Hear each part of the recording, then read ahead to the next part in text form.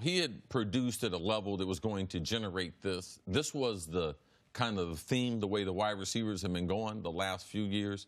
Ultimately, it was going to be a guy who reached that $20 million. So congratulations to him. But to me, it's about the process. I know he was under-recruited as a high school player out of California, only a 3-star, ends up deciding to go to Valley Forge, going to military school to be able to get some extra training that 13th year that has become very, very important for young guys to develop. Then he goes to Ohio State, and they have all these 5-star recruits over top of him. He was in the draft where Zeke, Bosa, all these guys. I mean, that's right. The top 5 of the draft, it goes Goff, Wentz, Bosa, Zeke, Ramsey. Stars across the board. He was on that team. Went in the 2nd round there, so he's developed himself into a great wide receiver. And I'm going to say this, because I say it all the time. I didn't miss on Mike, but I didn't think Mike would be this good early. I thought ultimately he could be a Pro Bowl player. But to see the way he's dominated with Sean Payton, to hear the way the organization talks about him, if Drew Brees was not there, he's the hardest worker in the building. And very seldom are you going to hear that from a wide receiver. They talk about some of their other other young players. Marcus Lattimore, they told me, the general manager told me, if he worked as hard as Michael Thomas works, and Michael Thomas works every day like he's a street free agent and can be cut. It's gone through that locker room, through that organization. He's made an impact, and you could see with this contract, they want to be able to keep him around even after Drew Brees is gone. All right, so a few things on this. One, my immediate reaction was credit to the Saints for after his rookie season, not only seeing the production, which everyone saw, 92 catches, 1,100 yards, 9 touchdowns, I think, but believing in that production enough that they could then say, Brandon Cooks, #1 pick that we've had who had been nothing but successful for them in production. You can foresee a problem coming. Yep,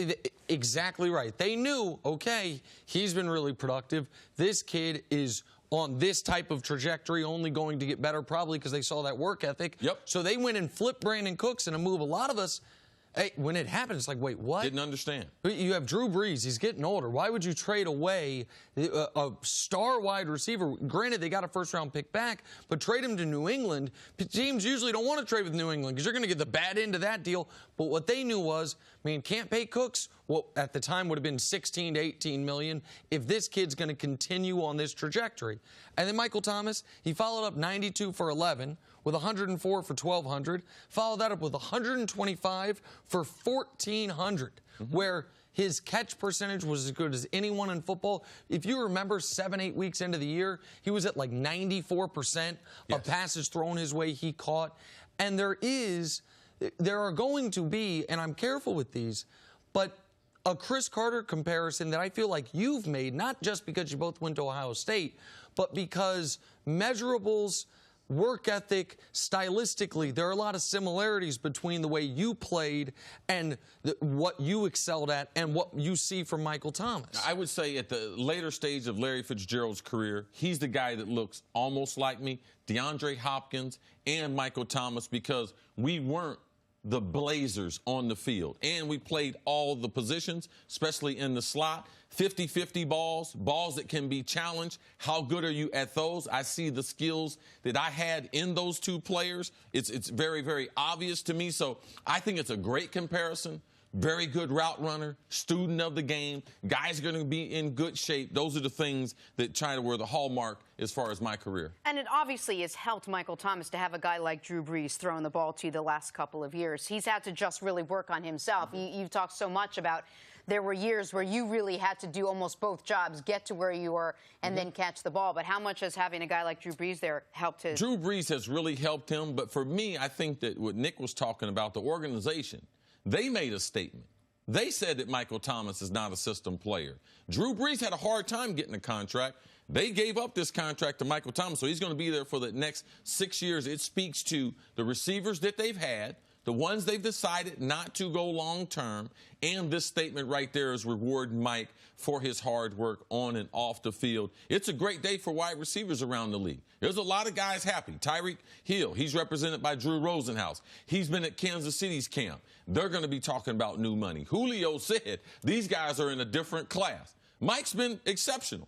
But Julio is still in a different class than all these other receivers. So it's exciting to see Mike get paid. You see, and I know we're going to talk about Zeke more, for every position it feels, except for running back and inside backer, the best in the league, it was like, okay, wow, some of these guys are getting 12 to 14.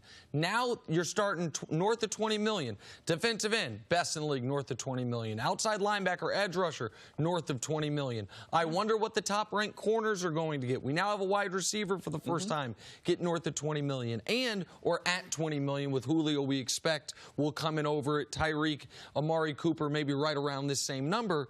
But the other thing for Michael Thomas and the Saints, this is the exact way the business should work in the NFL. And I know sometimes I talk too much about the way things should be rather than the way things are. Michael Thomas was drafted in the second round and was not making lifetime wealth money by NFL standards by any means. I think he had made $4 million total in his first 3 years in the league. Yep. He had performed at the level of an all-pro caliber, certainly a Pro Bowl caliber player. And with a year left in his deal, they didn't hold the franchise tag over him. They didn't say, nah, go play out your contract. They said, you know what? Year left. We want you here. We're going to sign you up long term. That's the way business is supposed to work. That's the way for the player, it is great. And for the team, it's great because now he's there. He's not going to miss any more of the training camp. He's not going to miss preseason.